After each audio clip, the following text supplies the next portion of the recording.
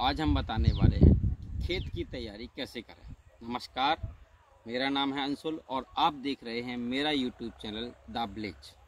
तो खेत की तैयारी के लिए मुख्य रूप से 3 बातों का ध्यान रखा जाता है। क्या है वो 3 बातें, किस तरह करना है खेत की तैयारी, तो पूरी विस्तार से जानकारी देंगे आज हम इस वीडियो में। तो वीडियो में आगे बढ़ते हैं। इससे पहले आप वीडियो को लाइक कीजिएगा, चैनल को सब्सक्राइब ज़रूर कीजिएगा ताकि ऐसे ही किसानी से संबंधित और भी जानकारी वाली वीडियो हम आप तक पहुंचा सकें। ठीक है, तो बात करते हैं खेत की तैयारी की। तो मुख्य रूप से हमें खेत की तैयारी में 3 बातों का ध्यान रखना है, जिनमें से नंबर 1 सबसे पहला तो है किसान भाइयों को एक बात का ध्यान रखना होगा कि किसान भाई क्या करते हैं कि जैसे ही फसल कटती हो और जो पराली अराली बचती है खेतों में, तो किसान भाई उसमें आग लगा देते हैं। तो किसान भाइयों को इस चीज़ से बचना है कि सबसे पहले तो कोशिश करें कि कैसे भी करके खेत में आग ना लगानी पड़े, क्योंकि खेत में आग लगाने से होता क्या है कि जो किसान ज़मीन में पोषक तत्व होते हैं और भी जो जीव जंतु कीटाणु जो ज़मीन के लिए लाभदायक हैं, जैसे कि केचुआ वगैरह और भी चीज़ें हैं और भी कई खनिज वगैरह, वो पूरी तरीके से नष्ट हो जाते हैं, जिससे ज़मीन की उर्वरक क्षमता भी कम होती है और मिट्टी उतनी उपजाऊ नहीं रहती। तो एक तो इस बात का ध्यान रखना है कि किसान भाई खेत में आग ना लगाएं। ठीक, अब रही दूसरी बात कि दूसरा क्या ध्यान रखना है। तो दूसरा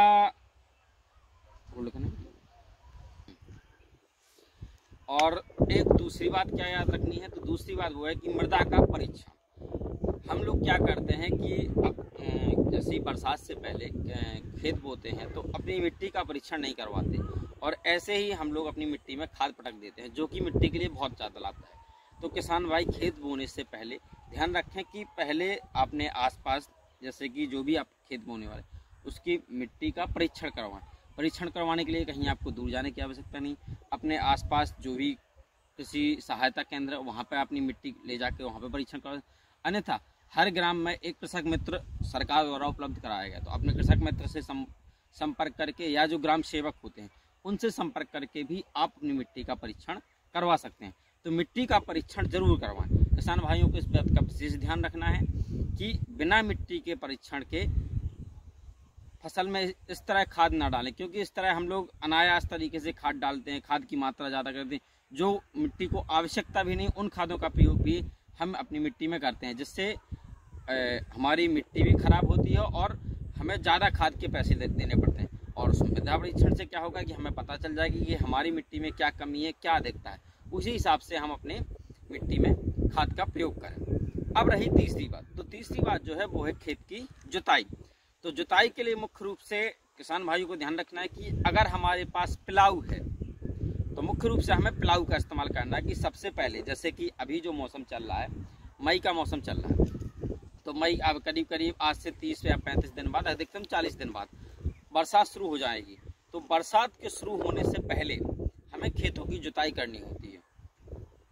तो खेतों की जितनी गहरी जुताई होगी उतना बेहतर रहेगा।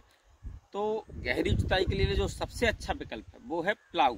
अगर किसान भाई के पास प्लाऊ उपलब्ध है तो सबसे पहले किसान उसमें एक गहरी प्लाऊ से जुताई करें।